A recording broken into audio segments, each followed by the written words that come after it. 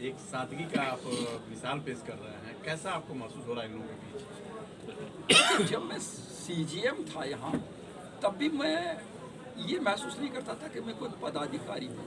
मैं एक सोचता था कि इंसान हूँ जिसे कोई काम मिला हुआ है, उस काम को करना है। और वही चीज़ मैं आज भी सोचता हूँ। मैं एक इंसान हूँ और ईश्वर जब तक मुझसे कोई काम कराना चाह रहा है वो मुझे करना है। मैं कभी जज के खोल में न मैंने पहना और न उतारा। बस। आपको ये चुनाव लड़ने की क्या जरूरत पड़ी? हाँ, बस। मैं एक सवाल इसका एक आपसे ये चीज पूछना चाहूँगा। अजीत डोभाल और जयशंकर प्रसाद के बारे में क्या ख्याल है आपका? क्या वो अप्रासंगिक, रिटायरमेंट के बाद अप्रासंगिक हो गए थे? क्या आज भी अप्रासंगिक है? बस मेरा सिंपल सा यही आंसर है। आप सर जो है वकालत के पेशे में आकर किस तरह से लोगों को न्याय दिलाना चाहते हैं? हाँ, वकालत के सबसे पहले तो मैं बार काउंसिल के बारे में ही कुछ कहना चाहूँगा। मुझसे कई जगह पे सवाल पूछा गए। एक वकील साहब ने तो बड़ा स्ट्रेट फॉरवर्ड सवाल मुझसे ये पूछा कि आपको हम वोट क्यों दें।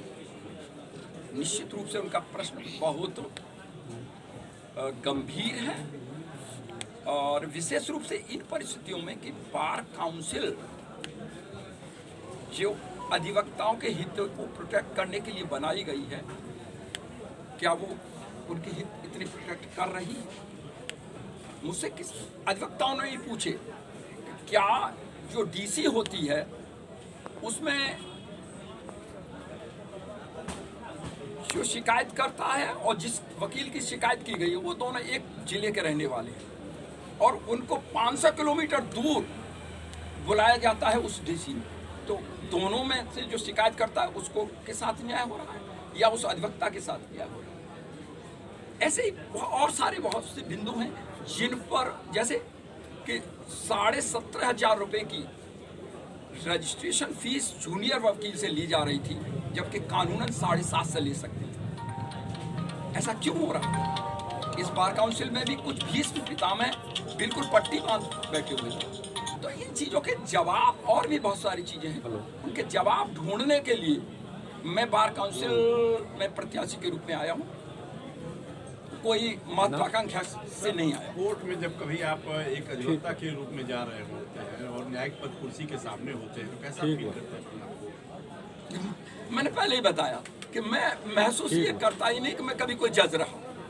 मैं सोचता हूँ कि मुझे कोई काम उस समय मिला था, आज इस अधिवक्ता के, और इस समय मैं ज़्यादा रिलीफ दिलाने की स्थिति में हूँ क्योंकि मैं उससे फीस कम लूँ या न देने लायक है तो न लूँ और फिर उसकी बात को अच्छे ढंग से जज के सामने पेश कर सकूं।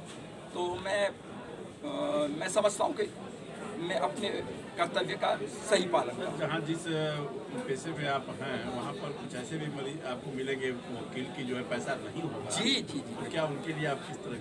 बिल्कुल। मैं एक उदाहरण दे रहा हूँ। मथुरा में एक वादिया थी और उसके पति ने अपनी बेटी के साथ बलात्कार किया और वो वादिया जब आई उसकी रिपोर्ट वगैरह मैंने तैयार कराई और उसमें एक दिन वो अचानक मेरे जूनियर को फीस के कुछ पैसे दे गई और जब शाम को जब मेरे जूनियर ने बताया कि ये वो पैसे दे गई है, मैंने कहा इनको उसी तरह से रखे रहने दो क्योंकि मेरी आत्मा नहीं कहती कि मैं उससे फीस लूँ। ऐसे ही एक अभी और केस आया, एक 6 साल की बच्ची से बलात्कार का केस था। जब उसके क्लाइंट मुलजिम मेरे पास आया, मैंने कहा मैं तेरा मुलजिम केस नहीं लड़ सकता, मैं उस बच्ची से क्या पूछूंगा। मैंने उस केस को वापस कर दिया। नहीं तो मेरी कॉन्शियस जो है एज जज और एज इंसान आज भी बरकरार है। यहाँ के